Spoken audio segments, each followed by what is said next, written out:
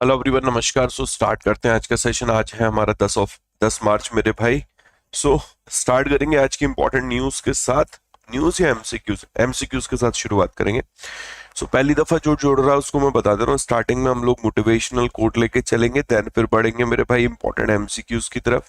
ये एमसीक्यूज जो हमारे होंगे, ये हमारे सैटरडे को जो न्यूज़ की होंगी उन पर बेस्ड होंगे। ओके, और देन फिर बढ़ेंगे आज की न्यूज़ की तरफ। आज तो यार एक से एक बेहतरीन न्यूज़ है। भारत ने चैंपियन ट्रॉफी जीत ली है। कल हम लोगों ने मैच देखा था, काफी बेहतरीन मैच हुआ। न्यूजीलैंड को भारत ने हराया और तीसरी दफा चैंपियन ट्रॉफी जीती है। और बड़ी बात है, एक एक करके सारी चीजें डिस्कस करेंगे। मैन ऑफ द टूर्नामेंट कौन था, मैन ऑफ द मैच कौन रहा है, सबसे ज्यादा रन किसके थे, सबसे ज्यादा विकेट किसके थे। ओके, भारत ने इससे पहले कब चैंपियन ट्रॉफी जीती है। बहुत कुछ है डिस्कस करने के लिए, बट आप लोगों से गुजारिश रहेगी यार, प्लीज इस वीडियो के अंत तक बने रहिएगा। ओके, आज का कोट काफी प्यारा लिखा है, great things never came from the comfort zone. और यार ये आप और मैं, हम हर कोई जानता है कि बैठकर बातें करने से तो कुछ नहीं होने वाला। बैठकर बातें करने से तो कुछ हो नहीं पा रहा। देखो, ऐसा है कि हम हमेशा ये कहते हैं कि अगर आपने कोई जगह का चुनाव किया है जहां आप जाना चाहते हो, और अगर आप वहां जाने के लिए चलना शुरू कर रहे हो, और अगर आप अकेले हो, तो आप चलते रहिए, एक दिन अंत होगा मेरे भाई। मतलब किसी दिन तो अंत होगा, हम पहुंच जाएंगे। ओके, लेकिन अगर आप किसी जगह का चुनाव किए हो और आप अकेले नहीं चल रहे हो, आपके साथ और भी 4 लोग चल रहे हैं, और 4 लोग के जो जिनको आप देख पा रहे हो, और 40 लोग होंगे जिनको आप देख नहीं पा रहे हो, वो भी उस डेस्टिनेशन पे किसी और रास्ते से चल रहे होंगे। तो तब आपके लिए बहुत जरूरी बन जाता है ये समझना कि आप जो चल रहे हो वो सच में सही तरीका है चलने का। क्या आपकी स्पीड सही है, क्या आपका रास्ता सही है, क्या आपका तरीका सही है।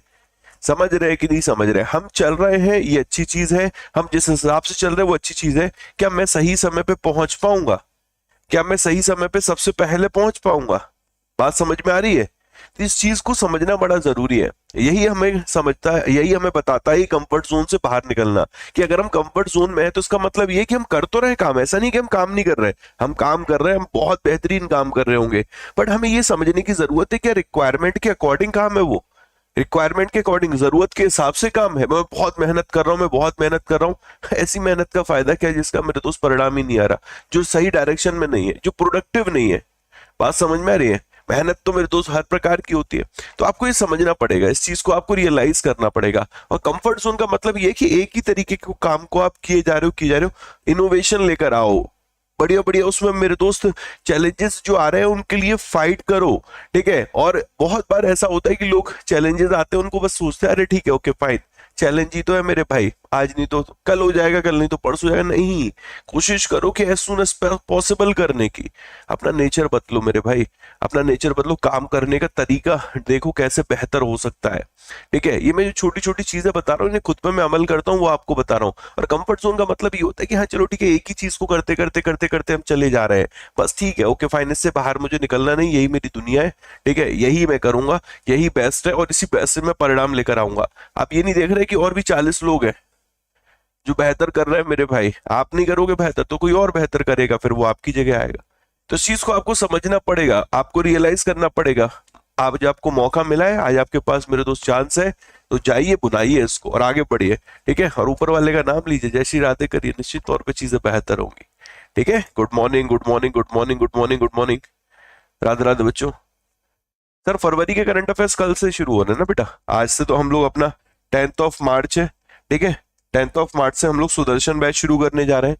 तो जो भी बच्चे जिनको भी एनरोल करना है वॉरियर प्रो में, कोशिश करना वीडियो कंप्लीट होने के बाद तुरंत एनरोल कर ले, क्योंकि सुदर्शन बैच में मेरे भाई आज शाम से क्लास होगी 7 PM से। ओके, ये जो सुदर्शन बैच है ये आपका वॉरियर प्रो का पार्ट है, या फिर बैंक महापैक का पार्ट है। जिनके पास वॉरियर प्रो होगा इसकी एक्सेस मिलेगी, जिनके पास बैंक महापैक होगा इसकी एक्सेस मिलेगी। Y16 कोड यूज कर सकते हैं आप इसके लिए। ओके, ये महापैक का भी पार्ट है, अगर आप महापैक लेते हो तो महापैक में भी आपको ये मिल जाएगा।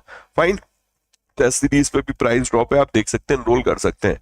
ठीक है? और हम लोग फरवरी के जो करंट अफेयर्स डिस्कस करेंगे वो कल से करेंगे, कल यानी कि 11 मार्च से, ट्यूसडे से हम लोग फरवरी कवर करेंगे। ओके, चलो पहला सवाल देखिएगा, ध्यान से देखिए। पहला सवाल, consider the following statement regarding the brand finance report 2025। Okay, जो ब्रांड फाइनेंस की रिपोर्ट रही है, 2025 रिपोर्ट रही है, उसके कॉन्टेक्स्ट में 4 स्टेटमेंट आपके पास है।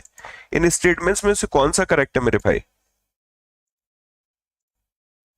इन स्टेटमेंट्स में से कौन सा स्टेटमेंट आपका करेक्ट है?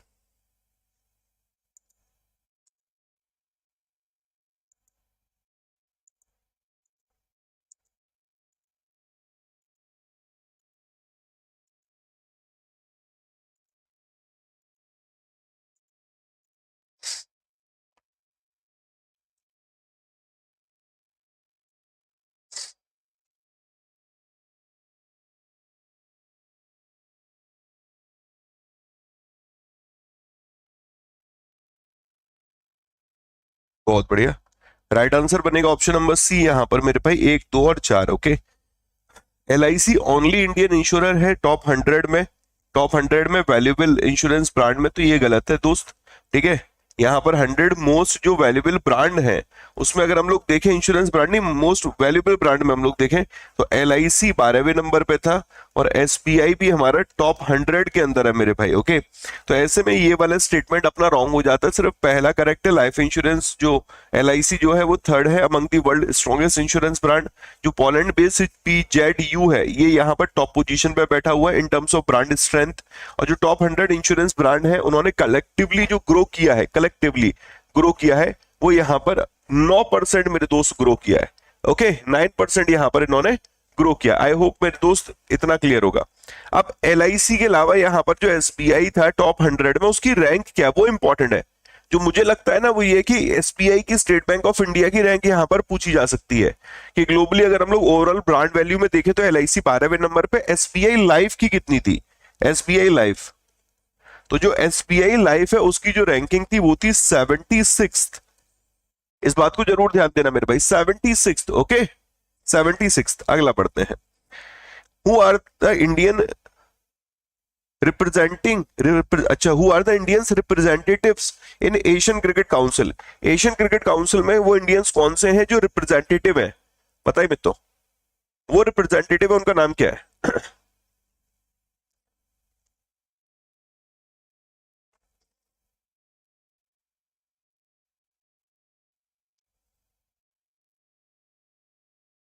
बहुत बढ़िया।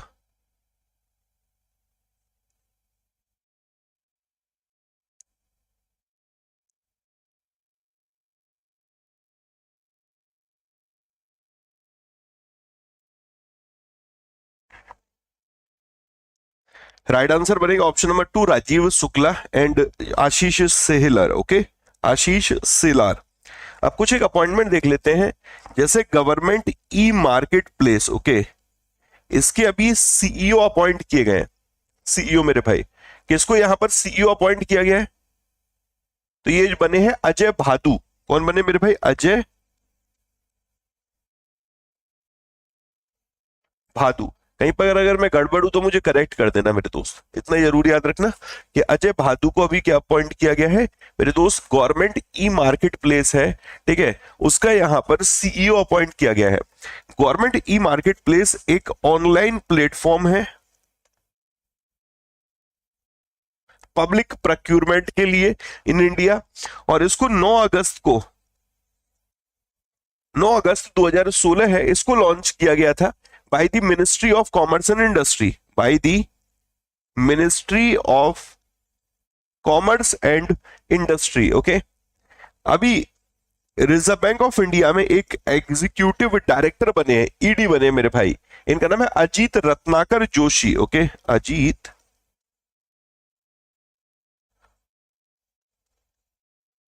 रत्नाकर जोशी। ओके, अजीत रत्नाकर जोशी को यहां पर एग्जीक्यूटिव डायरेक्टर बनाया गया।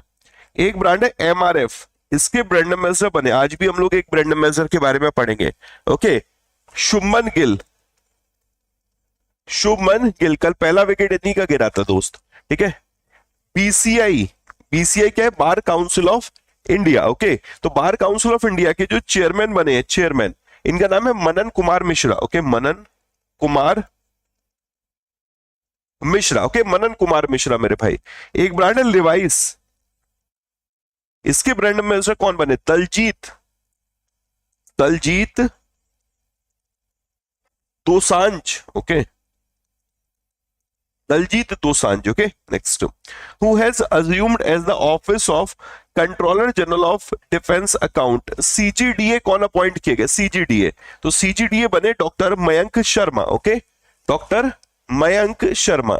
इसके अलावा और appointment, SEBI, security exchange board of India, इसके चेयरपर्सन कौन है? तुहिन कांत पांडे, ओके, तुहिन कांत पांडे। तुहिन कांत पांडे को 11th से भी चेयरपर्सन बनाया गया है और 3 ईयर का इनका टर्म है, 3 सालों का इनका टर्म है। इससे पहले ये फाइनेंस सेक्रेटरी के तौर पे काम कर रहे थे, इससे पहले ये रेवेन्यू सेक्रेटरी के तौर पे काम कर रहे थे और इन्होंने माधवीपुरी बुच जी का स्थान लिया है, माधवीपुरी बुच, ओके। एक है Ratan Tata endowment foundation, okay, Ratan Tata endowment foundation, उसके जो चेयरमैन बने हैं वो बने N Chandrasekaran, okay, N Chandrasekaran. एक है नीति आयोग,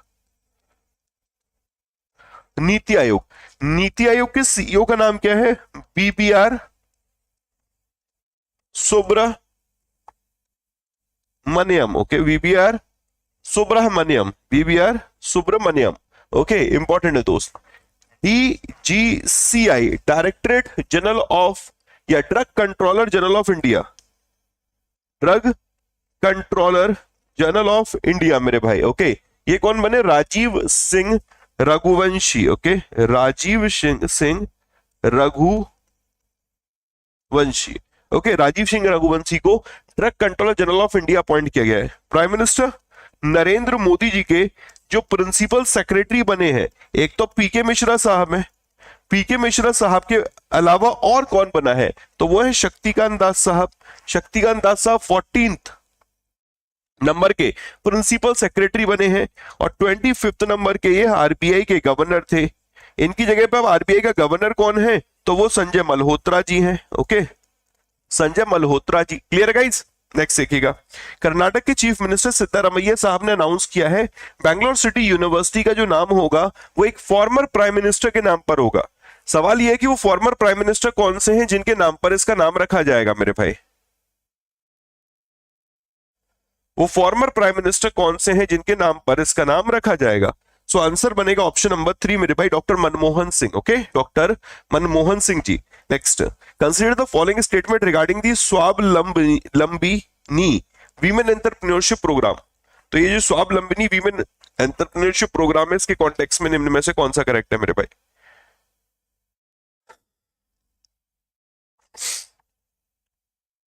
इसमें लिखा है it was launch by ministry of skill development and entrepreneurship, ministry of skill development entrepreneurship के द्वारा इसको लॉन्च किया गया था। ये तो अपना करेक्ट है भाई। मिनिस्टर का नाम क्या है? जयंत चौधरी, ओके, जयंत चौधरी ने स्वावलंबिनी को लॉन्च किया था, कि वीमेन एंटरप्रेन्योरशिप प्रोग्राम है और इसको नीति आयोग के साथ कोलैबोरेशन में किया गया था। ये भी अपना करेक्ट है, पहला करेक्ट है। ये programme is implemented by the national institute for entrepreneurship and small business development. अब ये जो संस्था है NIESPUD, इसके द्वारा इसको इंप्लीमेंट किया जा रहा है, ठीक है, नीति आयोग के साथ मिलकर मेरे भाई। ये भी अपना करेक्ट है।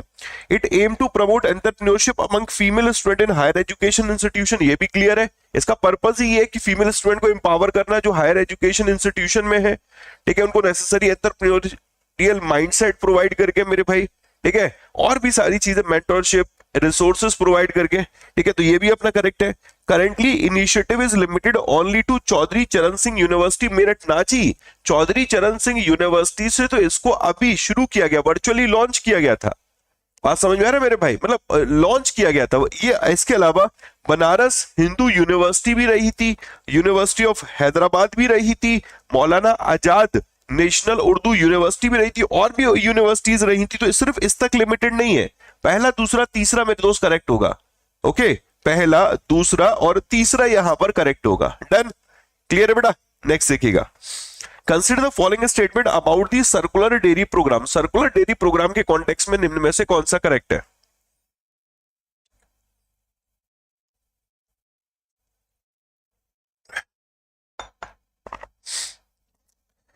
इसको लॉन्च किया था नेशनल डेयरी डेवलपमेंट बोर्ड ने और सस्टेन प्लस एनजीओ ने। ये अपना करेक्ट है मेरे भाई। एनडीडीबी और एनजीओ के द्वारा इसको लॉन्च किया गया था, ठीक है।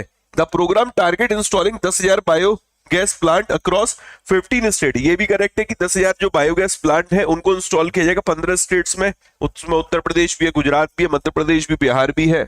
ओके, इसका उद्देश्य क्या है? To generate around 3 lakh ton of organic slurry annually and reduce dependence on chemical fertiliser. कह रहे हैं कि भाई केमिकल फर्टिलाइजर पर डिपेंडेंस हमें खत्म करनी है और खाद बनानी है। बात समझ में आ रही है? और टारगेट भी इन्होंने कितना रखा है इन्होंने कि भाई 3 लाख, ये तो बड़ी बात है भाई, 3 लाख यहां पर ऑर्गेनिक स्लरी एनुअली इनको बनानी है। ये तो करेक्ट है ना? आने वाले अगर 4 सालों में ये कह रहे हैं कि 10,000 बायोगैस ये प्लांट लगेंगे तो भाई इसका काम क्या होगा? इससे जनरेट किया जाएगा 3 lakh ton of organic slurry annually. तो ये तो अपना करेक्ट है। The programme was inaugurated by the union minister Amit Shah, और ये भी अपना करेक्ट है। प्रोग्राम इनकी प्रेजेंस में ही लॉन्च किया गया था। तो ये सारे अपने करेक्ट हो जाएंगे। 1 2 3 4 मेरे भाई, 1 2 3 4 clear. Next, department for promotion of industry and internal trade, इसने अभी किस कंपनी के साथ एक समझौता किया है इंडिया के मैन्युफैक्चरिंग इकोसिस्टम और रोड सेफ्टी को इनहेंस करने के लिए? इंडिया के मैन्युफैक्चरिंग इकोसिस्टम और रोड सेफ्टी को इनहेंस करने के लिए किस कंपनी के साथ समझौता हुआ है?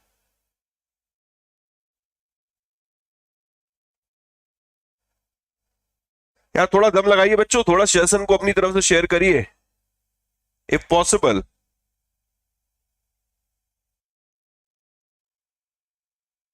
बहुत बढ़िया। राइट आंसर बनेगा मर्सिडीज बेंज इंडिया। अभी इसने एक समझौता पेटीएम के साथ भी किया था। पेटीएम के साथ डीपीआईटी का समझौता पेटीएम के साथ हुआ था, मैन्युफैक्चरिंग एंड फिनटेक जो स्टार्टअप्स हैं उनको बूस्ट करने के लिए। ओके, इवन पेटीएम की बात हो रही है तो पेटीएम ने अभी यूपीआई ट्रेडिंग ब्लॉक्स भी लॉन्च किया था। ओके, यूपीआई ट्रेडिंग ब्लॉक्स, वही स्टॉक ट्रेडिंग को सिंप्लीफाई करने के लिए। इवन एक और कंपनी है, इसका नाम है फोन पे, ये भी अभी न्यूज में रहा था, कंपनीज की बात हो रही है तो फोन पे ने अभी ensuring heroes, okay, ensuring heroes launch किया था, एक कैंपेन लॉन्च किया था, ensuring heroes campaign. Okay, ensuring, इसमें क्या होता है, महिलाओं को ये 30% तक का डिस्काउंट दे रहे हैं टर्म लाइफ और हेल्थ इंश्योरेंस प्लान पर। ओके, अभी एक कंपनी और न्यूज में रही थी, इसका नाम है टाटा मोटर्स। टाटा मोटर्स ये क्यों न्यूज में रही थी? टाटा मोटर्स ने अभी इंडिया का पहला, देश का पहला first hydrogen hydrogen powered heavy duty truck trial शुरू किया। Okay, heavy duty truck trial यहां पर शुरू किया। एक कंपनी और न्यूज में थी, टेस्ला। टेस्ला टेस्ला क्यों न्यूज में रही थी? ओके, टेस्ला न्यूज में इसलिए रही थी, टेस्ला ने कहा है कि वो अपना पहला शोरूम बनाने जा रहा है मुंबई में। ओके, क्या बना रहा है मुंबई में मेरे भाई? शोरूम बनाने जा रहा है। मुंबई के बांद्रा कुर्ला कॉम्प्लेक्स है, वहां पर अपना शोरूम बनाएगा। एक कंपनी है पूनावाला फिनकॉप। ओके, पूनावाला फिनकॉप ने भी एक डिजिटल पर्सनल लोन लॉन्च किया सैलरीड प्रोफेशनल्स के लिए। इसका नाम है PL prime digital 24x7। Okay, next, वो two wheeler electric vehicle manufacturer कौन सा है जो कि देश में पहला है जिसने इंसेंटिव रिसीव किया under the PLI auto scheme? मेरे भाई, पीएलआई ऑटो स्कीम के तहत इंसेंटिव रिसीव करने वाला फर्स्ट इंडिया में कौन सा इलेक्ट्रिक व्हीकल मैन्युफैक्चरर है दोस्त? तो आंसर बनता है ऑप्शन नंबर 4, ओला इलेक्ट्रिक। मेरे भाई अगला देखना, consider the following statement regarding the centre of clean coal energy and net zero. Centre of clean coal energy and net zero के कॉन्टेक्स्ट में निम्न में से कौन सा करेक्ट है? ये सब सैटरडे को पढ़ चुके हैं, जिन्होंने सैटरडे को ज्वाइन किया होगा उनको ये सब पता होगा। ठीक है, it will be establish through the MOU. इसको एक मतलब ये कह रहे हैं centre of clean energy, clean coal energy and net zero. मेरे भाई ये एमओयू स्टैब्लिश किया गया, एक एमओयू किया गया है एक centre of clean coal energy and net zero को सेटअप करने के लिए। ओके, ये जो एमओयू है ये कोल इंडिया लिमिटेड और आईआईटी हैदराबाद के बीच में हुआ है, ये अपना करेक्ट है। सेंटर का उद्देश्य क्या है? क्लीन कोल टेक्नोलॉजी को डेवलप करना, कोल यूटिलाइजेशन को डाइवर्सिफाई करना, ये भी करेक्ट है।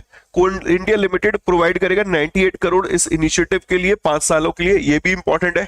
कोल इंडिया लिमिटेड का जो मैनेजमेंट है उसने कहा है कि हम ग्रांट के तौर पर 98 करोड़ रुपीस दे रहे हैं आईआईटी हैदराबाद को 5 सालों के ड्यूरेशन के लिए। Coal India Limited is operate under the ministry of power, नहीं, ministry of coal, ministry of coal के अंतर्गत आता है मेरे भाई। तो अपना पहला करेक्ट है, दूसरा करेक्ट है और तीसरा करेक्ट है। तो राइट आंसर बनेगा यहाँ पर ऑप्शन नंबर ए मेरे भाई, 1 2 3। ये मैक्सिमम डी वाले कैसे भाग रहे हो? T T T T D, हे भैया ये क्या कर रहे हो? है टीटीडी क्यों कर रहे हो? सारे करेक्ट थोड़ी भीड़ में चल रहे हो भाई, तुम अपना तो आंसर पकड़ो कि नहीं, भीड़ में सब चल रहे हैं तो हम भी वहीं चलेंगे। कोल इंडिया लिमिटेड एक public sector undertaking, largest government owned coal producer है। ओके, इवन कोलकाता इसका हेडक्वार्टर है और मिनिस्ट्री ऑफ कोल के एडमिनिस्ट्रेटिव कंट्रोल में, मिनिस्ट्री ऑफ कोल के। अगला सवाल देखिएगा, गया ना एक नंबर। अगला देखिए मेरे दोस्त, consider the following statement regarding the Indigo airline global growth in 2024। Indigo airline की जो ग्लोबल ग्रोथ रही है 2024 में, उसके कॉन्टेक्स्ट में कौन सा करेक्ट है दोस्त?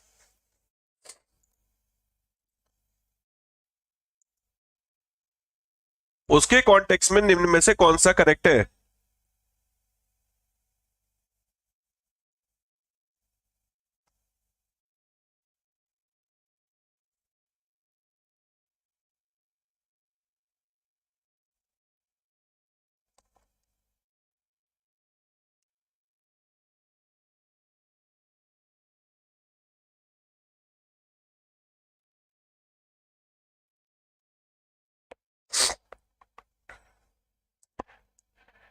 इंडिगो जो एयरलाइन है, Indigo airline rank world second fastest growing airline in seat capacity.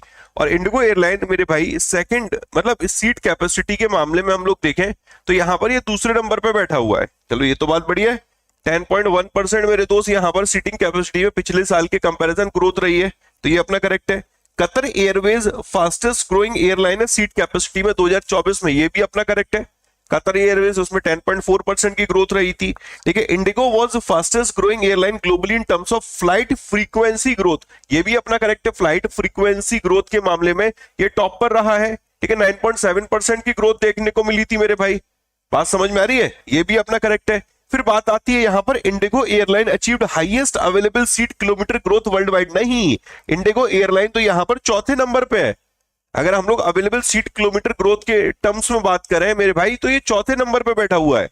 बात समझ में आ रही है? तो ये इनकरेक्ट हो गया, पहला करेक्ट है, दूसरा करेक्ट है और तीसरा करेक्ट है दोस्त। 1 2 3, 1 2 और 3 मेरे दोस्त। अगला सवाल, with which country has defence ministry sign $48 million dollar deal for procurement of engine for T22 tank मेरे भाई? यहां पर आंसर है मेरे दोस्त रशिया। Okay, Russia. तो डिफेंस मिनिस्ट्री ने यहां पर अभी किस कंट्री के साथ समझौता किया? रशिया के साथ किया है। $248 मिलियन की ये डील हुई है T-72 जो टैंक है उनके लिए, इंजन बनाने के लिए दोस्त, इंजन बनाने के लिए। ओके, इंजन मतलब एक तरीके से इंजन के लिए डील हुई है यहां पर। और जो रशिया की कंपनी इसमें इन्वॉल्व है उसका नाम है रोसो बोरॉन एक्सपोर्ट मेरे भाई, रोसो बोरॉन एक्सपोर्ट। ओके, अगला देखिए, where was integrated tri service special force exercise desert hunt 2025 conducted मेरे भाई। ठीक है, एक एक्सरसाइज है डेजर्ट हंट एक्सरसाइज। ओके, ये कहां पर कंडक्ट की गई थी? इंडियन एयरफोर्स की, मतलब ट्राई सर्विस एक्सरसाइज रही थी ये, ट्राई सर्विस स्पेशल फोर्स। इसमें इंडियन आर्मी भी थी, इंडियन नेवी भी थी, इंडियन एयरफोर्स भी थी। तो ये आपकी जोधपुर में रही थी, जोधपुर में। ओके, वो ऑर्गेनाइजेशन कौन सी जिसने अभी हाई ऑल्टीट्यूड ट्रायल कंडक्ट किया है स्वदेशी इंटीग्रेटेड लाइफ सपोर्ट सिस्टम का? एलसीए तेजस एयरक्राफ्ट से मेरे भाई। जो एलसीए तेजस एयरक्राफ्ट है उससे अभी एक इंटीग्रेटेड लाइफ सपोर्ट सिस्टम स्वदेशी है, उसका हाई ऑल्टीट्यूड ट्रायल कंडक्ट किया गया है। तो ये किया दोस्त डीआरडीओ ने, डिफेंस रिसर्च डेवलपमेंट ऑर्गेनाइजेशन ने। डिफेंस रिसर्च डेवलपमेंट ऑर्गेनाइजेशन है, इसकी एक लेबोरेटरी है। ठीक है, उसने यहां पर ये हाई ऑल्टीट्यूड ट्रायल किया था। इसकी लेबोरेटरी का नाम क्या है? DEBEL। Okay, DEBEL, defence bio engineering and electromedical laboratory, DEBEL मेरे भाई। अगला देखिएगा, what was the theme for international women's day? हर साल इंटरनेशनल वीमेंस डे 8 मार्च को मनाया जाता है, और उसका विषय क्या रहा था? उसका विषय क्या रहा था मेरे भाई? आंसर करिए।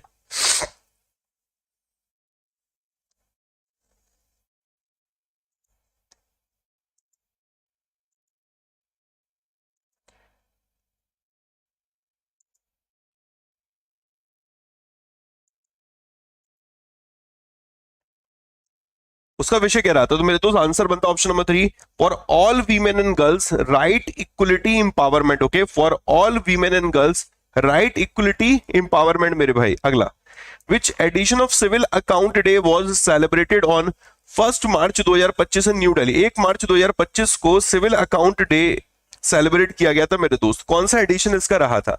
तो इसका एडिशन रहा था 49th एडिशन, ओके, 49वां। किस दिन सुगम्य यात्रा है ये ऑर्गेनाइज की गई थी न्यू दिल्ली में to commemorate the international wheel chair day 2025 मेरे भाई। एक तरीके से ये कि इंटरनेशनल व्हील चेयर डे किस दिन मनाया गया, सवाल यही है मेरे दोस्त। सुगम्य यात्रा एक पायनियरिंग इनिशिएटिव रहा था, ठीक है, towards accessibility and inclusivity, okay, उसके कॉन्टेक्स्ट में इंटरनेशनल व्हील चेयर डे 2025 में ऑर्गेनाइज किया गया था मेरे दोस्त न्यू दिल्ली में। किस दिन किया गया था? तो ये 1 मार्च को किया गया था, ओके, 1 मार्च को। वो बॉलीवुड एक्टर कौन सा जिसने अनाउंस किया है कि मैं एक प्रिज्मिक्स लॉन्च किया मैंने, एक एआई ड्रिवन मीडिया कंपनी है ये, एक एआई ड्रिवन मीडिया कंपनी प्रिज्मिक्स, किसके द्वारा लॉन्च किया गया? प्रिज्मिक्स। तो ये लॉन्च किया गया दोस्त अजय देवगन के द्वारा, अजय देवगन, ओके।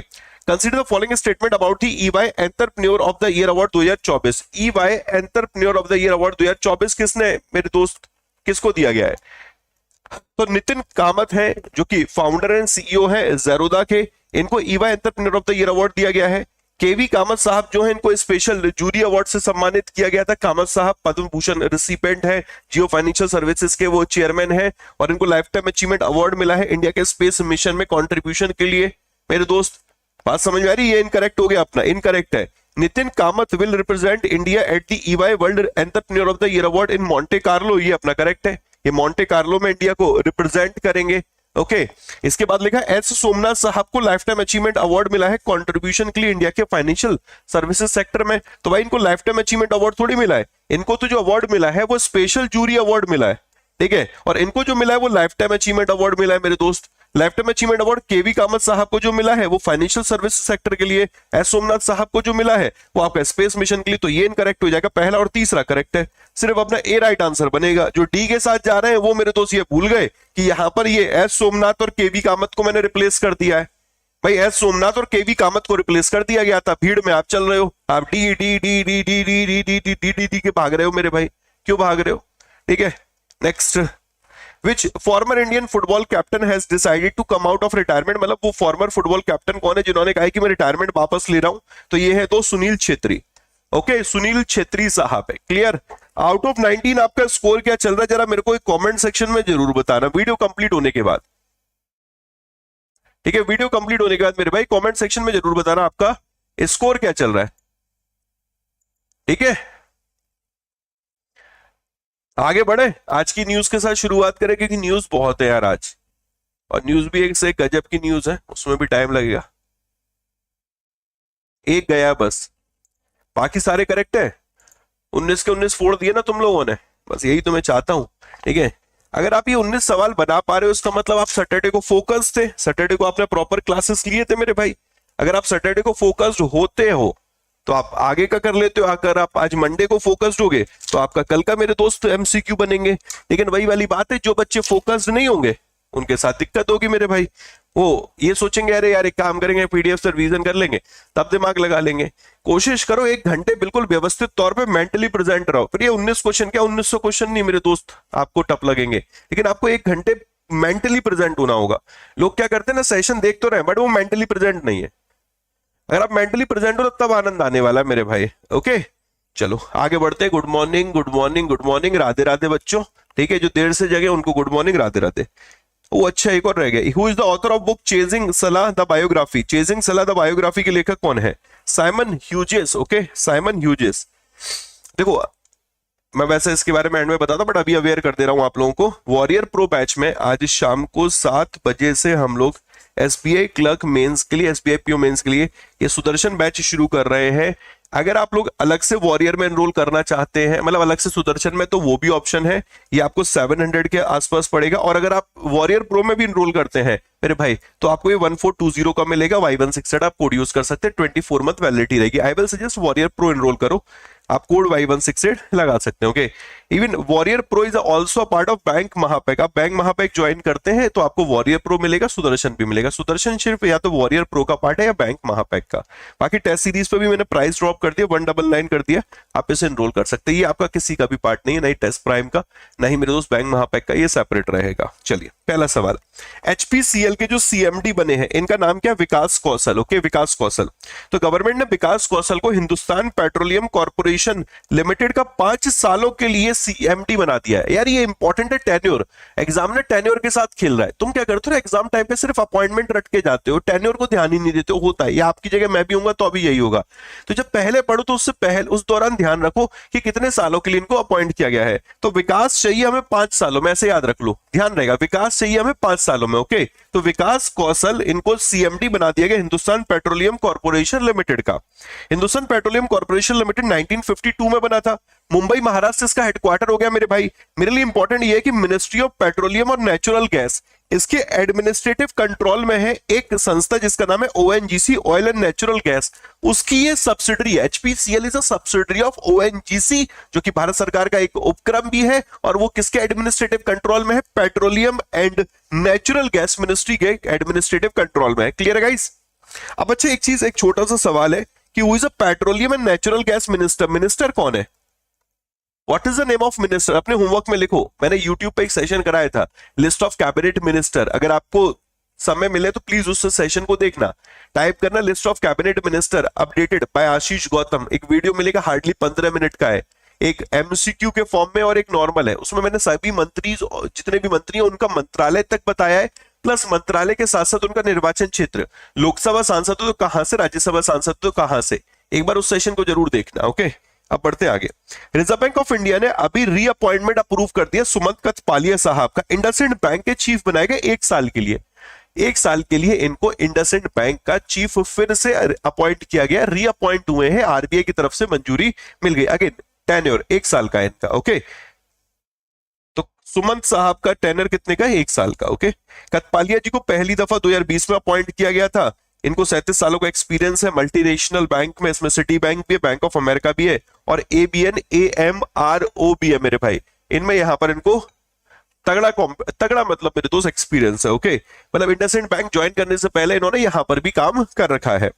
इंडसइंड बैंक 94 में बना था। मुंबई महाराष्ट्र इसका हेडक्वार्टर, महाराष्ट्र के मुंबई में इसका मेरे दोस्त मुख्यालय है। क्लियर है गाइस? डन। तो यार 3000 बच्चे देख रहे हैं और लाइक इतने कम चल रहे हैं। ये लाइव और लाइक का रेशियो बराबर कर दो ना। एक बार फटाफट से लाइक बटन पे प्रेस कर दो। मुझे पता है कि तुम लोग भूल जाते हो। अभी तुम चैंपियन ट्रॉफी वाले उस फील्ड से बाहर नहीं आ पा रहे, मूवमेंट से बाहर नहीं आ पा रहे, मैं भी नहीं आ पा रहा हूँ। ठीक है, वो व्हाइट कोट में जब इंडिया ट्रॉफी के साथ होता है ना मेरे दोस्तों, वो अलग ही सुकून देता है। ठीक है, ऐसा मजा आ गया ना यार कल जब इंडिया जीत गया। बस एक 2023 के वर्ल्ड कप का मलाल रह गया है कि यार काश वो ऑस्ट्रेलिया को हरा और दिए होते ना, तो सारी ख्वाहिशें, ऐसा लग रहा था कि मेरे भाई अपन का जीवन बिल्कुल धन्य हो गया। हाँ, एक बार धोनी को वर्ल्ड कप उठाते देख लेते, एक बार रोहित शर्मा को वर्ल्ड कप उठाते देखते थे, विराट के जाते जाते। अब उम्मीद है कि 2027 के वर्ल्ड कप तक ये खेल जाए और वो वर्ल्ड कप ही उठ जाए मेरे भाई, है ना। सर रात में सपने तक में आया, मैं समझ रहा हूँ मेरे दोस्त, कैसे नहीं आएगा। ठीक है, कैसे नहीं आएगा यार, इतना बड़ा मूवमेंट है और बिना बुमराह के जीते हैं। और क्या यार, मतलब वरुण चक्रवर्ती की बॉलिंग देखो, और भाई कुलदीप यादव, उसने तो दिल को जो सुकून दिया था ना, उस सुकून के तो क्या कहने मेरे भाई, है ना। जो वो बोल्ड किया था, उसके बाद वो जो कैन विलियमसन यार उसका आउट किया, मतलब सुकून सुकून सुकून सुकून। कल का मतलब मैच काफी बढ़िया रहा था हर मायने में, बैटिंग बढ़िया, बॉलिंग बढ़िया, बस एक फील्डिंग को अलग हटा दो मेरे भाई। मुद्दे की बात पे आते हैं तो तुम ही कर आओगे। Entertainment entertainment entertainment.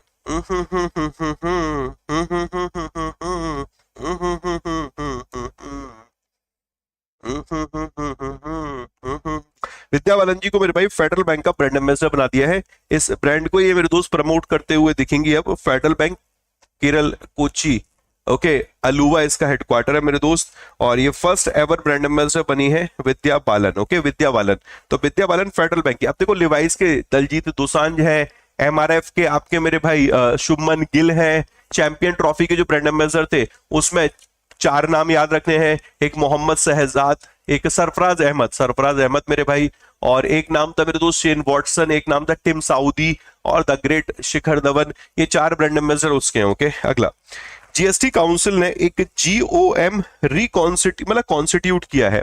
असल में ये जो जीएसटी काउंसिल है उसने एक तरीके से दो पैनल बनाए, दो यहां पर कमिटी बनाई है, दो पैनल बोलो दो कमिटी बोलो मेरे भाई, ठीक है, ये बनाई है to examine levy of natural calamity cess. अब सेस क्या होता है?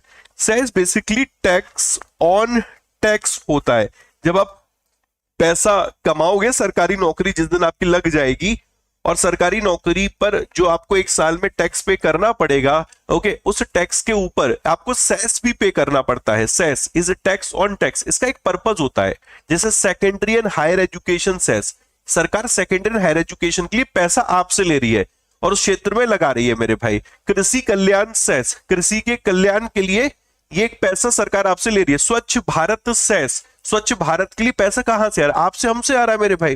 बात समझ में आ रही है? ओके, अब वैसे यहां पर एक है levy of natural calamity cess, calamity cess, okay, इसको एग्जामिन करने के लिए, ठीक है, यहां पर एक पैनल बनाया जा रहा है। चलिए बढ़िया बात है मेरे भाई, ठीक है। जीएसटी काउंसिल ने एक ग्रुप ऑफ मिनिस्टर्स का एक पैनल बनाया है रेवेन्यू मोबिलाइजेशन के लिए in case of natural calamity और डिजास्टर, ओके। और एक और जीओएम बनाया गया है किसके लिए?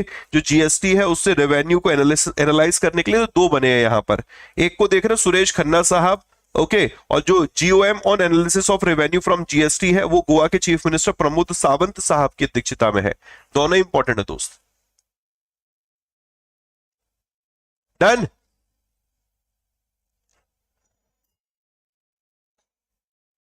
क्लियर है भाई?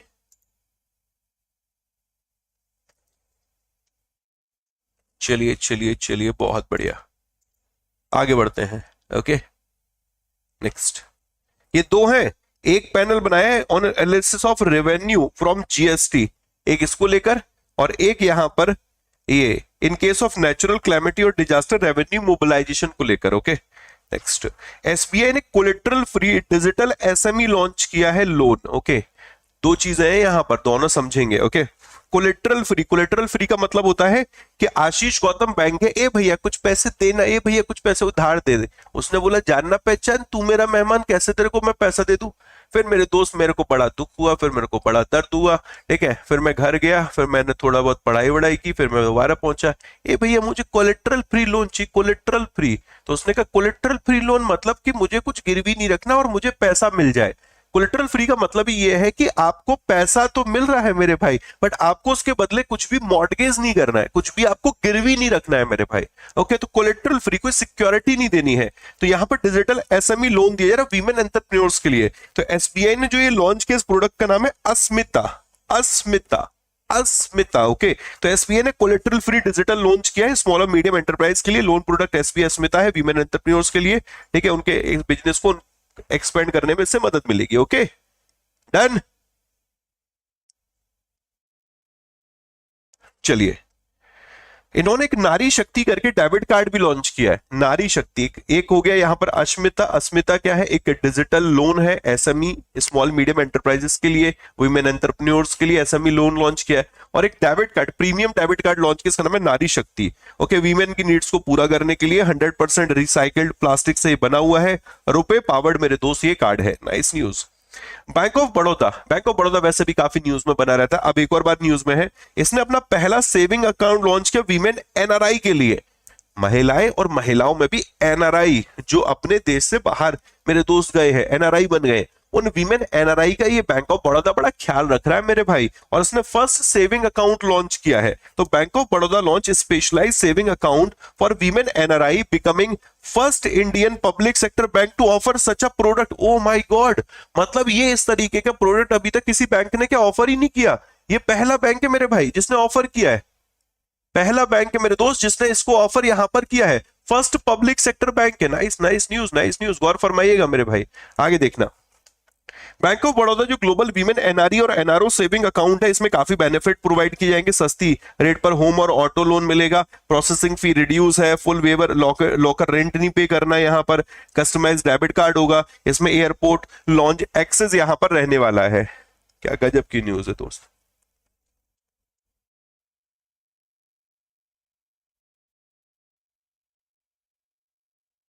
क्लियर, क्लियर है?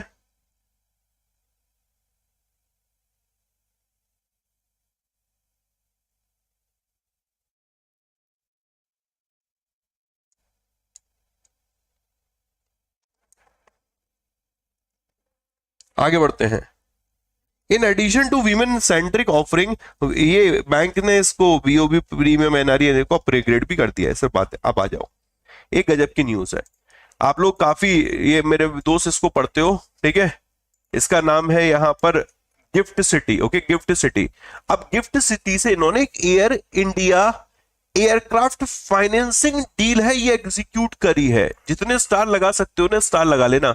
बैंक ऑफ बड़ौदा वाली भी एग्जाम में आएगी, एक्सिस बैंक वाली भी एग्जाम में आएगी और एसबीआई वाली भी एग्जाम में आएगी। हो सकता है आज के सेशन से ही आपको 5-7 क्वेश्चन देखने को मिल जाए मेरे भाई। अब जरा देखना क्या गजब का ये न्यूज है दोस्त। असल में axis bank first Indian bank है, पहला इंडियन बैंक है जिसने एयरक्राफ्ट फाइनेंसिंग ट्रांजेक्शन किया है बाय इंटरनेशनल बैंकिंग यूनिट। अब गिफ्ट सिटी में जो आईएफएससी है, gift city international financial service centre है, वहां पर जब बैंक अपनी यूनिट ओपन करता है तो उसको हम लोग बोलते हैं आईबीयू, आईएफएससी बैंकिंग यूनिट।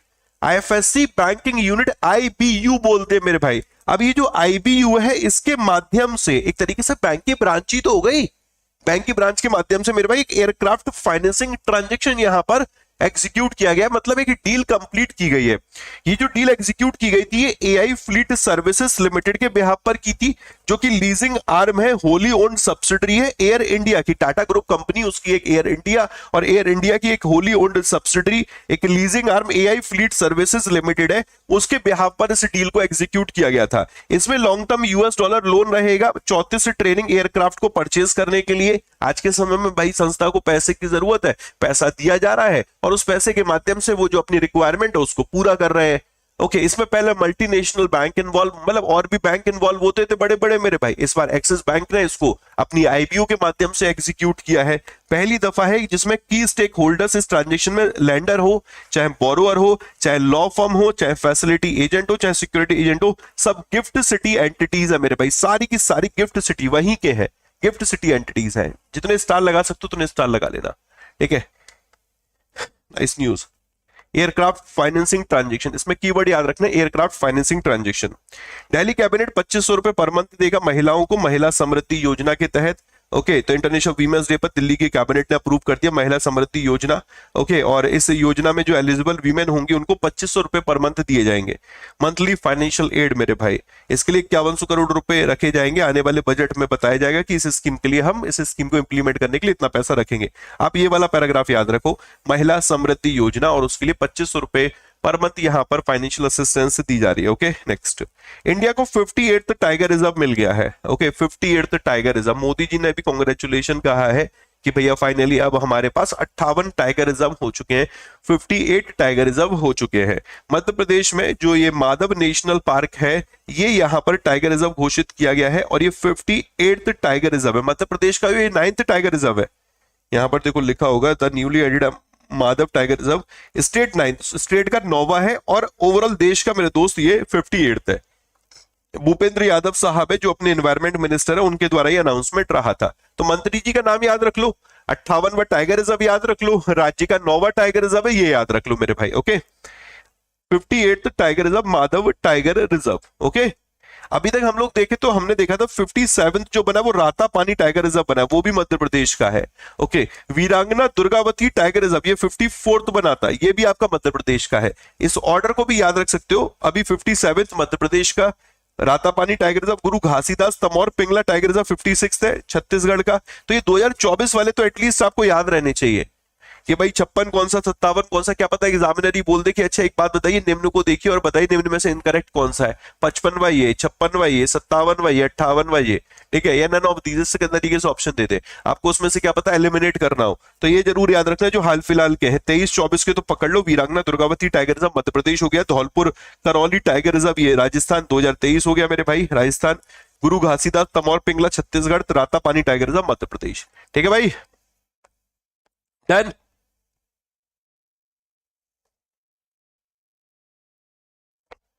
हमारी सिटी में सर माधव नेशनल पार्क, बहुत बढ़िया। चलिए आगे बढ़ते हैं, नेक्स्ट। आईसीएमआर ने अभी एक patent filing support initiative launch किया, स्टार लगा देना। Indian council of medical research है, इसके द्वारा एक पेटेंट फाइलिंग, पेटेंट की फाइलिंग रिलेटेड एक सपोर्ट इनिशिएटिव लॉन्च किया है। किस चीज के लिए? बायोमेडिकल इनोवेशन को देश में मतलब बूस्ट करने के लिए। कह रहे कि जो बायोमेडिकल है, जैव चिकित्सा नवाचार है, उसको बढ़ावा देने के लिए हमने पेटेंट फाइलिंग के लिए एक प्रोग्राम लॉन्च किया, एक सपोर्ट इनिशिएटिव लॉन्च किया है। ये घोषणा रही थी जेपी नड्डा साहब की तरफ से। जेपी नड्डा साहब अपने एक तो स्वास्थ्य मंत्री हैं और दूसरे केमिकल एंड फर्टिलाइजर मिनिस्टर भी हैं, और जेपी नड्डा साहब के द्वारा इस आईसीएमआर के इनिशिएटिव को लॉन्च किया गया था, Indian council of medical research के इस मेडिकल इनोवेशन पेटेंट मित्र। मित्र जरूर याद रखना मेरे मित्र, इस मित्र को जरूर याद रखना। आईसीएमआर का मित्र, हम दोनों मित्रों को याद रखना है क्योंकि एग्जाम में मिलेगा। तो आईसीएमआर का जो ये मेडिकल इनोवेशन पेटेंट मित्र है, इसका पर्पस क्या है? इंडिया के हेल्थ केयर इनोवेशन इकोसिस्टम को इनहेंस करना। इंडिया के हेल्थ केयर इनोवेशन इकोसिस्टम को इनहेंस करना यहां पर इसका ऑब्जेक्टिव है। इनिशिएटिव में end to end guidance provide की जाएगी, जैसे मैं आपको गाइडेंस देता हूं वैसे मेरे दोस्त यहां पर गाइडेंस दी जाएगी।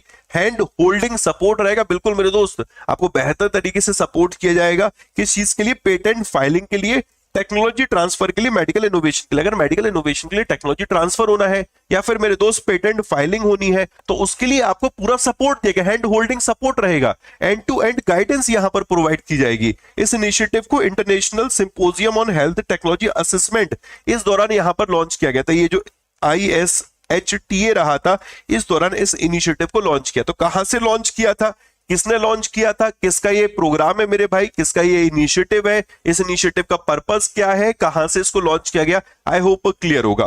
प्रोग्राम को नीति आयोग की गाइडेंस में डेवलप किया गया। जब ये नीति आयोग और इन्वॉल्व हो गया ना, तो मेरे लिए इसकी इंपॉर्टेंस और बढ़ गई। आईसीएमआर इन्वॉल्व हुआ था वो तो ठीक है, बट नीति आयोग के आने से और इंपॉर्टेंस बढ़ गई। नीति आयोग की गाइडेंस में इसको यहां पर प्रोग्राम को डेवलप किया गया। इसमें डीओपी डिपार्टमेंट ऑफ फार्मास्यूटिकल भी सपोर्ट में है, इसकी पार्टनरशिप में है, और सपोर्ट मिल रहा है डीपीआईआईटी। कैसे नहीं एग्जाम में आएगा? डीपीआईआईटी आ गया, डीओपी आ गया, आईसीएमआर आ गया, नीति आयोग आ गया, जेपी नड्डा आ गया, आप आ गए, हम आ गए, इतने सारे बड़े बड़े लोग आ गए मेरे भाई, कैसे नहीं एग्जाम में आएगा है? और आप आ गए तो समझ लीजिए आना ही आना मेरे भाई, आएगा एग्जाम में आएगा। जितने स्टार लगा सकते हो ना, इस न्यूज में लगा लो, ठीक है। इस इनिशिएटिव को डीओपी का जो एक PRIP स्कीम है, उसको सपोर्ट मिलने में मदद मिलेगी। Okay, promotion of research innovation in pharma medtech sector. मैंने इसकी एक टेबल बनाई है, आई होप टेबल आपको बढ़िया लगे, पढ़ लीजिए से एक बार।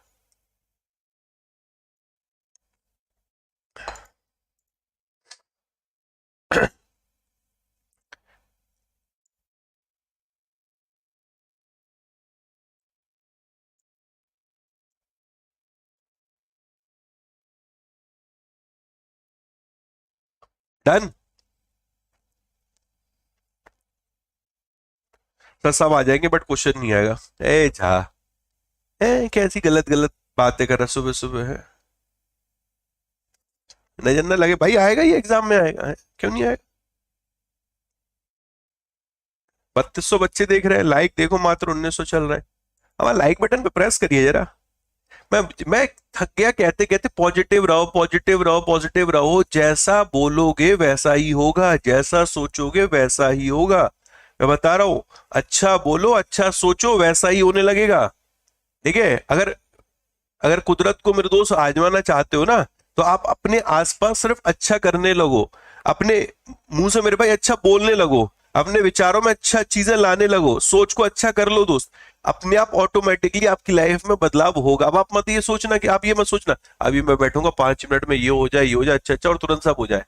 ए भाया, मैं कह रहा हूं कि एक काफी सारे ना लोगों की प्रैक्टिकल अनुभव होते हैं, उनमें से ये एक अनुभव भी है। ठीक है, इसको जरा थोड़ा आजमा कर देखिए।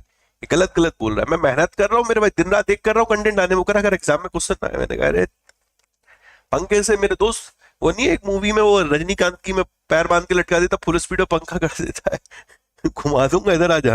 हाय, दिल को सुकून देने वाली न्यूज। दिल तू जा तू, है ना मेरे भाई, जब चैंपियन ट्रॉफी आई, दर्द की दवा तू, ऐसे कुछ है ना। चैंपियन ट्रॉफी 2025, रोहित शर्मा ने मेरे दोस्त, टीम ने न्यूजीलैंड को हरा दिया 4 विकेट से। रोहित की पारी है, वो शॉट, वो सिक्सेस रोहित के, वो पुल शॉट मेरे दोस्त, वो सामने छक्का, बस ऐसा लग रहा था इस बंदे का शतक हो जाए मेरे दोस्त, बट नहीं, कोई दिक्कत नहीं, इंडिया फाइनली जीत गया। इंडिया ने तीसरा चैंपियन ट्रॉफी टाइटल जीता है, न्यूजीलैंड को हराकर 4 विकेट से। दुबई इंटरनेशनल क्रिकेट स्टेडियम में ये मैच रहा था मेरे दोस्त। 251 रन का यहाँ पर टारगेट दिया गया था हमको अचीव करने के लिए, और यहाँ पर हमने एक ओवर रहे थे 254 रन बना लिए थे। लास्ट जो विनिंग शॉट था वो रविंद्र जडेजा के बैट से आया था मेरे भाई, चौका लगा था। Player of the match Rohit Sharma रहे थे और जो प्लेयर ऑफ द सीरीज रहे थे वो सचिन रविंद्र रहे थे, क्योंकि इन्होंने बॉलिंग भी बढ़िया करी, बैटिंग में भी अच्छा स्कोर किया था ओवरऑल मेरे दोस्तों। और player of the tournament Ravindra और प्लेयर ऑफ द मैच रहे थे वो रोहित शर्मा रहे थे। ठीक है भाई, देन आगे बढ़ते हैं। ओके, तो 2002 में इंडिया ने, मतलब 2002 की घटना की बात करें तो भारत श्रीलंका के साथ ज्वाइंट विनर रहा था। ओके, जब फाइनल बिल्कुल वॉश आउट हो गया था। ये MS धोनी की कैप्टनसी में इंडिया ने 2013 में भी सेकंड चैंपियन ट्रॉफी जीती थी, अब तीसरी दफा यहां पर हम लोग जीते हैं। तो 2025 में जीते हैं। ओके, 2013 में जीते थे और 2002 में जीते थे मेरे भाई। 2002 में जब जीते थे वो संयुक्त विनर थे, भारत और श्रीलंका दोनों संयुक्त विनर थे। Okay, India India and India, इस टेबल को एक बार आप रीड कर लेना। ठीक है भाई, डन, ऑल क्लियर। चलिए आगे बढ़ते हैं। इट वॉज 9th एडिशन, ये 9वां संस्करण रहा था। ठीक है, और इस संस्करण में मेरे दोस्त होस्ट कंट्री पाकिस्तान और यूएई रहा था। चैंपियन इंडिया है, थर्ड टाइटल है। रनर अप न्यूजीलैंड रहा था। 8 टीम थी, 15 मैचेस रहे थे। Player of the series Sachin Ravindra है। Most run Sachin Ravindra 263। सबसे ज्यादा विकेट मेरे भाई मैट हेनरी, जो कल खेले नहीं थे, इनके नाम 10 विकेट है। ओके, चलिए आगे बढ़ते हैं। सिद्धांत सिद्धांत पंथिया और उनके जो पार्टनर है अलेक्जेंडर डॉन्स्की, इन्होंने एटीपी किगाली चैलेंजर टाइटल जीता है। ओके, तो ये देखो, रवांडा की राजधानी किगाली और टूर्नामेंट का नाम है ATP Kigali challenger title. Okay, और ये जीता किसने? सिद्धांत पंतिया ने, जो भारतीय हैं, और अलेक्जेंडर डॉन्स्की जो कि बुल्गारिया के हैं। इन्होंने जिनको हराया था उसमें फ्रांस और एक सेज रिपब्लिक के। ओके, तो जो फ्रांस के हैं, भारतीय जोड़ी ने जिसको हराया था वो फ्रांस के जॉफ्रे को हराया था, जॉफ्रे को, और चेकिया के कोलार को। ओके, तो चेकिया के कुलार और फ्रांस के जॉफरी को हराकर बंतिया ने और अलेक्जेंडर ने टाइटल जीत लिया है और किगाली ओपन जीत लिया। ओके, किगाली चैलेंजर टाइटल जीता है। ये बंतिया का पहला एटीपी चैलेंजर टाइटल रहा है, ये भी ठीक है। ये 11th इंडियन है जिन्होंने टॉप 200 को ब्रेक किया। इनकी रैंकिंग 176 हो गई थी, ATP doubles ranking. Okay, news बढ़िया है। नेक्स्ट, इंडिया और आयरलैंड के बीच में कभी कोलैबोरेशन हुआ है। External affair minister S Jaishankar साहब की विजिट के दौरान ये एक कोलैबोरेशन हुआ है और इन्होंने कहा है कि हम एक ज्वाइंट पैनल बनाएंगे इकोनॉमिक इश्यूज के लिए। ओके, तो ज्वाइंट इकोनॉमिक कमीशन बनाया जाएगा, भारत और आयरलैंड के बीच में ये बनेगा। ट्रेड और इंटरनेशनल जो इकोनॉमिक इश्यूज हैं उनको कोऑर्डिनेट करने के लिए, उनको देखने के लिए, और WTO रिलेटेड जो मेरे दोस्त इकोनॉमिक इश्यूज हैं उससे भी रिलेटेड उनको यहां पर कोऑर्डिनेट करने के लिए ये एक पैनल बनाया जाएगा। ओके, देन मेरे दोस्त आगे बढ़ते हैं। ये एक बार 2 साल में एक बार मिला करेंगे, ये वाली बात की जा रही है। एक्सटर्नल अफेयर मिनिस्टर की डबलिन में इनसे मुलाकात रही थी, वहां के फॉरेन मिनिस्टर के साथ। ठीक है, वहां के डेप्यूटी प्राइम मिनिस्टर के साथ। उस मुलाकात के दौरान ये एक अनाउंसमेंट रहा था ज्वाइंट इकोनॉमिक कमीशन का। नेक्स्ट देखिएगा, रशिया कह रहा है कि हम भाई एक ज्वाइंट नेवल एक्सरसाइज करने जा रहे हैं जिसमें चाइना भी है, ईरान भी है। इंडियन ओशन में एक्सरसाइज रहेगी। देखो, ये रशिया, चाइना, ईरान अगर ये संयुक्त तौर पे आ रहे हैं तो न्यूज खुद में इंपॉर्टेंट हो जाती है। ठीक है, अब ऐसे में यहां पर इस एक्सरसाइज का नाम इंपॉर्टेंट है, security belt 2025। Okay, security belt 2025। इस एक्सरसाइज में रशिया, चाइना और ईरान भी है। अब एक एक्सरसाइज इंडिया रिलेटेड भी है। इंडियन आर्मी किर्गिस्तान पहुंच गई है। ओके, अभी भारत मालदीव्स के साथ भी एक एक्सरसाइज किया था, जापान के साथ भी, मालदीव्स के साथ इकोवेलेंट थी शायद, जापान के साथ धर्म गार्जियन एक्सरसाइज रही थी। काफी देशों के साथ भारत की एक्सरसाइज हो रही है। अब किर्गिस्तान जो है, किर्गिस्तान के साथ जो एक्सरसाइज है इसका नाम है खंजर, और खंजर का ये 12वां संस्करण है, 12th एडिशन है। ओके, तो 12th एडिशन इंडिया और खंजर का 10 मार्च, मतलब आज से शुरू हो जाएगा, 23 मार्च तक ये एक्सरसाइज आपकी चलेगी। पहली चीज, एडिशन कौन सा? 12वां। भारत और किर्गिस्तान के बीच में एक्सरसाइज का नाम क्या? खंजर। ओके, तो एडिशन क्लियर हो गया, एडिशन के साथ एक्सरसाइज का नाम क्लियर हो गया, किस देश के साथ भारत की एक्सरसाइज हो रही है वो क्लियर हो गया। ओके, एक्सरसाइज एनुअल ट्रेनिंग एक एक्सरसाइज है 2011 से। 2011 में अपनी शुरुआत के बाद से अभ्यास एक वार्षिक है, हर साल होता है। पिछले साल भारत में हुआ था, इस साल यहां पर हो रहा है मेरे भाई। ओके, इंडियन कंटिजेंट की बात करें तो इसको पैराशूट रेजिमेंट ये रिप्रेजेंट करेगा कि भारत की तरफ से कौन सा दल जा रहा है। अब कहां पर पिछली बार रही थी वो छोड़ो, भारत में रही थी, कहां रही थी उसको छोड़ो, अभी पे फोकस करो मेरे भाई। ठीक है, नेक्स्ट, बेंगलुरु बेसिक स्टार्टअप है, इसका नाम है दिगंत तारा। ये न्यूज इंपॉर्टेंट है क्योंकि यहां पर वर्ड आया, वर्ल्ड का पहला commercial space surveillance satellite launch किया गया। पहला जहां शब्द आ जाएगा वो सुपर इंपॉर्टेंट हो जाएगा मेरे भाई। तो वर्ल्ड का पहला कॉमर्शियल स्पेस सर्वेलेंस सैटेलाइट जो है ये दिगंतारा के द्वारा कमीशन किया गया, एक बेंगलुरु बेस्ड एक स्टार्टअप है मेरे भाई, दिगंतारा। वर्ल्ड का पहला कॉमर्शियल स्पेस सर्वेलेंस सैटेलाइट, इसका नाम याद रखना है SCOT, SCOT, space camera for object tracking, space camera for object tracking. SCOT नाम हो गया, दिगंतारा नाम हो गया, और ये है कि स्पेस सर्वेलेंस सैटेलाइट है। स्पेस एक्स का जो ट्रांसपोर्टर 12 मिशन है या रॉकेट है, उसके माध्यम से इसको लॉन्च किया गया था 14 जनवरी 2025।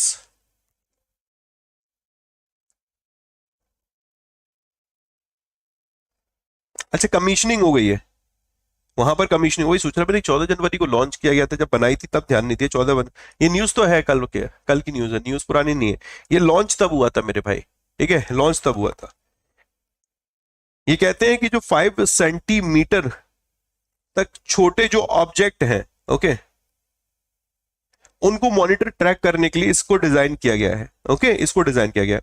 इंटरनेशनल डे ऑफ वीमेन जजेस हर साल 10 मार्च को मनाया जाता है, इस साल भी मनाया गया जा रहा है मेरे भाई। ये कहते हैं कि ऑल लेवल ऑफ जुडिशरी है, वहां पर वीमेन के पार्टिसिपेशन को बढ़ाया जाए, उस उद्देश्य के साथ ये इंटरनेशनल डे ऑफ वीमेन जजेस 10 मार्च को मनाया जाता है। 10 March international day of women जजेस। ओके, दो ऑबिचरीज है। फॉर्मर सुप्रीम कोर्ट जज वी रामास्वामी जी का निधन हो गया, 96 वर्ष के थे। Okay, V Ramaswamy ji former supreme court जज, ये चीफ जस्टिस ऑफ पंजाब और हरियाणा हाई कोर्ट भी रहे थे। ओके, फिर इनको यहाँ पर सुप्रीम कोर्ट में 1989 में मेरे दोस्त पदोन्नत किया गया था। तो फॉर्मर सुप्रीम कोर्ट जज, chief justice of Punjab and Haryana high court, इनका निधन हो गया मेरे भाई। ओके, एक ऑबिचुरी और है, फॉर्मर MLA बीजेडी जो लीडर है अनंत दास, इनका निधन हो गया, ये 85 वर्ष के थे। ठीक है, 4 टाइम MLA थे, 4 बार मेरे दोस्त ये MLA रहे हैं, विधायक रहे हैं। ठीक है, भोगरई कॉन्स्टिट्यूएंसी से, उड़ीसा पॉलिटिक्स में एक बड़ा नाम थे ये। इनको स्टेट लेजिस्लेटिव असेंबली में इलेक्ट किया गया था 4 में, 9 में, 14 में, 19 में एज अ बीजेडी कैंडिडेट मेरे दोस्त। तो farmer MLA Biju Janata Dal leader अनंत दास जी का निधन हो गया। एक बार क्वेश्चन आया था एग्जाम में, लेकिन तब जब जो क्वेश्चन आया था तब वो वर्तमान में मेरे दोस्त MLA के तौर पे काम ही कर रहे थे। मेरे लिए शॉकिंग था कि एक MLA की कॉन्स्टिट्यूएंसी पूछ लेना।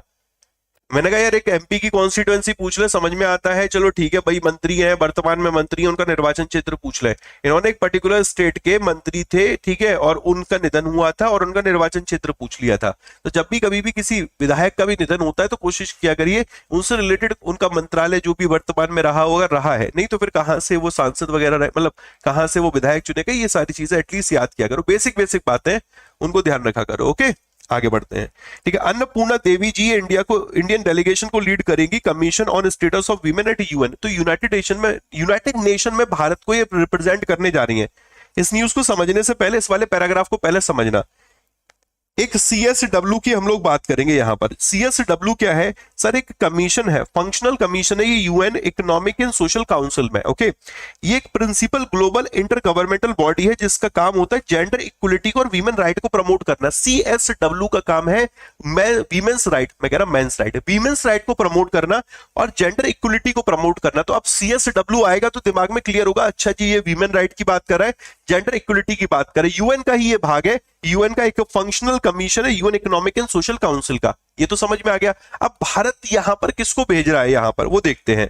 तो जो women and child development minister Annapurna Devi ji, ये भारतीय दल का नेतृत्व करेंगे 69th CSW सेशन में। CSW का जो 69 सेशन में, इसमें ये भारतीय दल का नेतृत्व करने जा रही है। ये सेशन न्यूयॉर्क में रहने वाला है। ओके, सेशन फोकस करेगा जेंडर इक्वलिटी को लेकर, ठीक है, वीमेन के एम्पावरमेंट को लेकर। इवन ये 30th जो एनिवर्सरी बीजिंग डिक्लेरेशन की उसके दौरान उसके पैरेलल इसको मनाया जा रहा है, उस दौरान ये इवेंट रहने वाला है।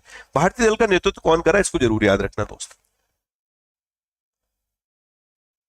सर एग्जामिनर कुछ भी पूछ सकता है, हम कुछ भी बता नहीं सकते हैं। देखो बेटा, ये आपकी सोच सीमित हो रही है यहाँ पर। आप किसी भी न्यूज को पूरा पढ़िए, जब न्यूज़पेपर से पढ़ो तो या मैं जब पढ़ा रहा हूं उसे पूरा पढ़िए। अपनी तरफ से उस्ताद मत बनिए कि मैं 4 पॉइंट बनाता हूं तो 3 पॉइंट रेलेवेंट बोलते हो, 1 पॉइंट वैसे काट देते हो। अगर मैं 7 पॉइंट बताऊंगा तो 2 पॉइंट तुम काट देते, दिस इज नॉट रेलेवेंट। तुम्हारे अंदर का जो एग्जामिनर जागता है उसको ठंडक करिए। अरे बेटा बाबू सो जा, ठीक है, परेशान मत हो, अभी परेशान मत हो, ठीक है। तू वैसा भी मुझे 40 के 40 क्वेश्चन बताएगा नहीं। अपने एग्जामिनर को बोलो अंदर के को, बाबू बाबू चुप हो जा, ठीक है, तू 40 के 40 क्वेश्चन बता दे, 50 बता दे जो एग्जाम में आने तो ठीक है। ये तू बार बार से 2 पॉइंट 1 पॉइंट कटवाता है ना, ये मुझे बड़ा दर्द देता। पकड़ो उसके 2 लगाओ मेरे भाई, है क्या पगला रहे हैं? चुप, शांत हो जा मेरे भाई, मास्टर सामने थोड़ा अनुभवी बैठा हुआ है, उससे पूछ लेते ना, वो बता देगा मेरे भाई। ये अपने अंदर के एग्जामिनर को ठंडक रखो। नहीं नहीं मेरे भाई। और देखो इस बात को समझो कि कोई भी न्यूज आती तो उससे रिलेटेड सारे पॉइंट पढ़ के चलो, जितने भी पॉइंट रिलेवेंट है मेरे भाई उन पॉइंट्स को तो पढ़ के चलो। ओके, वैसे ही मैं भी मेरे भाई रिलेवेंट ला रहा हूं, तुम उसमें भी अपनी तरफ से रिलेवेंट निकाल लो, एग्जाम टाइम में भी अपनी तरफ से 2-4 ही याद रह जाए, पहुंचते पहुंचते एक ही याद रह जाए तो होता है। थोड़ा ध्यान दो मेरे भाई। तो ये रहा ओवरऑल सेशन, आई होप आपको बढ़िया लगा होगा, समझ में आया होगा, मजा आया होगा मेरे दोस्त आज के सेशन में। अगर पसंद आया तो प्लीज एक मेरा छोटा सा सवाल है, अपने जो गृह मंत्री हैं अमित शाह साहब, इनकी कॉन्स्टिट्युएंसी क्या है वो जरूर मेरे दोस्त कमेंट सेक्शन में आंसर करिएगा। ठीक है, अमित शाह साहब का निर्वाचन क्षेत्र क्या है। बाकी आज शाम से हम लोग शुरुआत कर रहे हैं सुदर्शन बैच की, तो जो भी बच्चे एसबीआई क्लर्क मेंस को, एसबीआई पीओ मेंस को टारगेट कर रहे हैं, ठीक है, जिनका एग्जाम मेरे दोस्त अप्रैल मई में लगा हुआ है, वो इससे सुदर्शन बैच को ज्वाइन करिए। इसमें 6 महीने के करंट अफेयर्स कंप्लीट कराऊंगा मैं पूरे, आपके कंटेंट इंग्लिश हिंदी दोनों में रहेगा। आपको पीडीएफ भी, प्रिंटेबल पीडीएफ दी जाएगी, एक बकायदा आपका टेलीग्राम ग्रुप बनेगा, उस टेलीग्राम ग्रुप में आपको पीडीएफ शेयर की जाएगी। तो इस बैच को ज्वाइन करिए, सुदर्शन बैच को। ये आपका वॉरियर प्रो का पार्ट है। वॉरियर प्रो आपको वैसे 1562 का मिलता है 12 महीने के लिए, बट अभी इस पे ऑफर है 1420 का मिल रहा है 24 महीने के लिए। आप Y16 आप कोड यूज कर सकते हैं। ओके, तो कोशिश करना वॉरियर प्रो लेने की, क्योंकि वॉरियर प्रो में टोटल 5 बैचेस है, उसमें से एक मेंस स्पेशल बैच है सुदर्शन। आप अलग से सुदर्शन भी ले सकते हैं, 700 का पड़ेगा, बट आई विल सजेस्ट यार you should go with warrior. 2 साल तक आपको सभी बैचेस की एक्सेस रहेगी जितने भी मेरे हैं। प्लस इसमें आपको वॉरियर में मंथली मॉक टेस्ट भी मिलता है। मंथली मॉक टेस्ट मतलब आपको जनवरी मंथ के आपको 4 टेस्ट मिलेंगे, फरवरी मंथ के 4 टेस्ट मिलेंगे, ऐसे हर एक महीने के 4-4 टेस्ट आपको इसमें मिलेंगे मेरे भाई। ठीक है, आप वैसे अलग से भी सुदर्शन ले सकते हैं। बाकी आप में से जो बच्चे जिनको लगता है कि नहीं सर हमें तो बैंक महापैक चाहिए, तो बैंक महापैक भी आप ले सकते हैं। बैंक महापैक 2299 का मिलेगा। ठीक है, Y168 कोड लगाना है। बैंक महापैक लेंगे तो आपको वॉरियर प्रो मिलेगा, वॉरियर प्रो लेंगे तो सुदर्शन मिलेगा, अलग अलग भी आप ले सकते हैं। बाकी टेस्ट सीरीज के ऊपर भी प्राइस ड्रॉप कर दिया है, 279 की जगह 199 का आपको ये मिलने जा रहा है। प्रोसेस क्या है, अड्डा 24/7 हमारे एप्लीकेशन को इंस्टॉल करना। एप्लीकेशन को इंस्टॉल करने के बाद आपको स्टोर में जाना है। स्टोर कहाँ मिलेगा, एप्लीकेशन में यहाँ पर राइट साइड में मिलेगा मेरे भाई, इधर स्टोर। स्टोर में जाने के बाद आपको लाइव क्लास में जाना है। ठीक है, लाइव क्लास काफी ऑप्शन आएंगे स्टोर में जाने के बाद, लाइव क्लास, मॉक टेस्ट, ठीक है, वीडियो कोर्सेज, तो आपको लाइव क्लास में जाना है। वहां पर आपको वॉरियर प्रो या सुदर्शन या महापैक मिलेगा, जो भी मिलेगा उसको ज्वाइन कर सकते हैं। ऑलरेडी बाय डिफॉल्ट एक कोड लगा होगा, Y168 कोड लगाना, उसको हटा के उस पर 77% रहेगा, Y168 पे 79 रहेगा। एक्स्ट्रा 1% के लिए आप मेरे भाई कॉइन भी सेलेक्ट कर सकते हो। ओके, तो ये टोटल 80% डिस्काउंट पे आपको वॉरियर प्रो जो मिलेगा 1420 का मिलेगा, बैंक महापैक 2299 का मिलेगा, और 700 का आपको मिलेगा मेरे दोस्त सुदर्शन। तो आई विल सजेस्ट बैंक महापैक लो, अगर नहीं सिर्फ जीए पढ़ना है तो वॉरियर प्रो बैच ज्वाइन करना।